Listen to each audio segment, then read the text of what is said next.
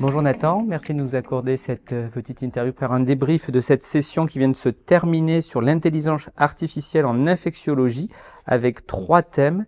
Tout d'abord, est-ce que tu peux nous faire une synthèse de la première intervention sur l'intelligence artificielle en bactériologie et sur les antibiogrammes? Okay, ouais. Bonjour, donc merci de m'inviter. Alors c'est le premier orateur, donc Olivier de Walder, qui est à Lyon, nous a parlé de l'expérience notamment du laboratoire de bactériologie de Lyon pour de l'analyse automatisée des cultures, enfin des urines en fait, qui sont envoyées au laboratoire de bactériologie, avec une expérience qui est, à mon avis, assez importante en France, puisque ça fait plusieurs années que maintenant ils ont tout un pipeline d'intelligence artificielle qui analyse les urines et détermine, c'est des urines qui sont contaminées, dont l'identification est un Escherichia coli, s'il faut pousser l'urine à l'antibiogramme ou pas.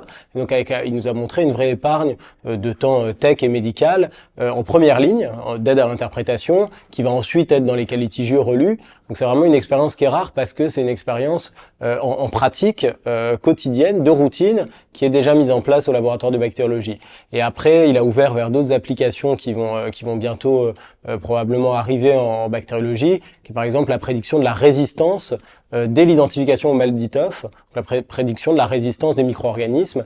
Et donc il y avait une expérience vraiment, à mon avis, assez unique partagée par cette équipe. Ça donne envie. Et la deuxième intervention était peut-être plus axée sur la biologie moléculaire, alors qu'en as-tu retenu? Oui, tout à fait. Donc, dans cette session, Maud Salmona, qui est à Saint-Louis, nous a présenté vraiment un beau panorama des applications de l'apprentissage automatique, donc du machine learning, dans les données, les données de grand volume, de métagénomique et de transcriptomique, justement, avec tout un ensemble d'applications, finalement, qui nécessitent cet apprentissage automatique pour gérer cette masse de données, des outils de bioinformatique qui permettent, par exemple, de prédire en fonction de la transcriptomique de l'hôte, si c'est une infection virale ou bactérienne, la sévérité des infections bactériennes, ou pour les outils de métagénomique qui permettent d'arriver, d'avoir un process qui permet d'arriver au diagnostic précis microbiologique en analysant ces données. Donc c'était plutôt voilà une grande revue, et je trouve que ça a fait un bon tour de la littérature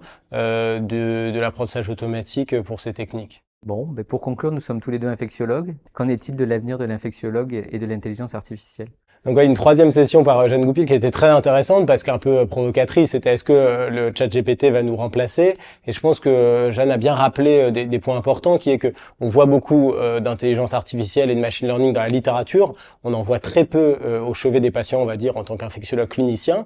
La microbiologie s'en est plus emparée, ça c'était les 2 premières sessions, mais là on voit que finalement on n'utilise pas d'outils d'apprentissage automatique dans notre décision clinique actuelle, à la limite quelques systèmes experts et encore, que de toute façon on remplacera pas l'humanité proverbiale des infectiologues avec ces outils, mais qu'il y a des choses qui vont probablement être intéressantes. Elle a présenté un article où on comparait ChatGPT, donc les agents conversationnels, à des infectiologues. On voit que l'agent seul n'est probablement pas performant, en tout cas pas assez performant, mais on pourrait se poser la question dans les années à venir de comment ça peut venir nous aider à améliorer notre prise en charge dans un échange entre l'infectiologue et l'agent conversationnel. Donc je trouve que c'est important parce que ça ouvrait un peu des perspectives, tout en rappelant quand même qu'on ne sera pas remplacé. Au contraire, ces outils vont nous faire éventuellement gagner du temps sur des tâches automatiques, et nous on pourra se consacrer à des choses qui sont peut-être plus humaines.